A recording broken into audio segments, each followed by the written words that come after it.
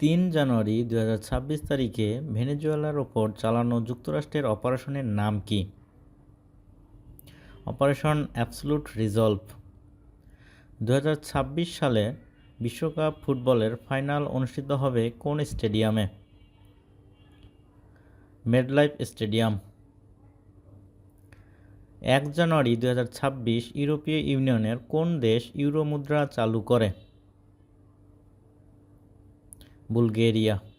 বর্তমানে ইউরোপীয় ইউনিয়নের কতটি দেশ ইউরো মুদ্রা গ্রহণ করেছে? 21টি। জাতিসংঘ ঘোষিত 2026 সাল কোন বর্ষ?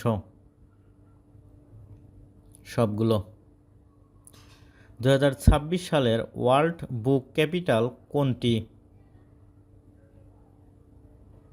Rabat, Morocco. 1 জানুয়ারি 2026 G7 এর চেয়ারম্যান হিসেবে দায়িত্ব গ্রহণ করেন কে? Emmanuel Macron, France. 1 জানুয়ারি 2026 D8 এর পরবর্তী মহাসচিব হিসেবে দায়িত্ব গ্রহণ করেন কে? সোহেল মাহমুদ, পাকিস্তান। আন্তর্জাতিক শ্রম সংস্থার 11টি মৌলিক কনভেনশন অনুমোদনকারী এশীয় দেশ কোনটি? বাংলাদেশ। আন্তর্জাতিক নবায়নযোগ্য শক্তি সংস্থার বর্তমান সদস্য কত? 171টি। 2 ফেব্রুয়ারি 2026 কোন দেশ স্থায়ী সালিশ আদালতের 127তম সদস্য লাভ করবে? ইন্দোনেশিয়া। 2030 সালে 24তম কমনওয়েলথ গেমস ভারতের কোথায় অনুষ্ঠিত হবে? আহমেদাবাদ।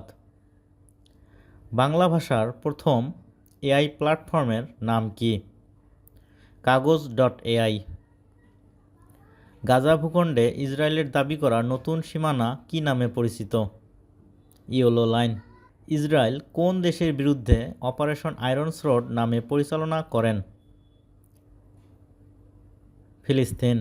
আরএসএফের পূর্ণ রূপ কি? Rapid support force.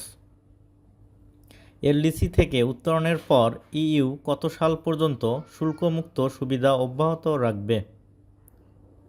2029 সাল পর্যন্ত।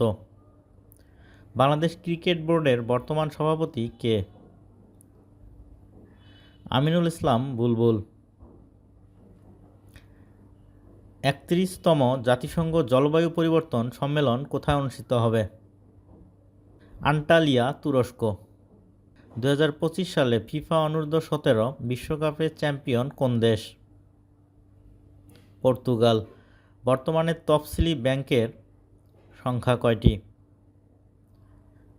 58টি। দেশে গুম প্রতিরোধ ও প্রতিকার ট্রাইব্যুনাল গঠন করা হয় কবে? 15 ডিসেম্বর 2025। সুদান ও দক্ষিণ সুদানের বিরোধপূর্ণ আবেই অঞ্চলে জাতিসংঘ পরিচালিত শান্তি মিশনের নাম কি? UNISFA। 1 জানুয়ারি 2026 জাতিসংঘের শরণার্থী বিষয়ক হাইকমিশনার দায়িত্ব গ্রহণ করেন কে? বারহাম সালি। বিশ্ব বাণিজ্য সংস্থার WTO মন্ত্রী পর্যায়ের 14তম সম্মেলন কবে অনুষ্ঠিত হবে? 26 থেকে 29 মার্চ।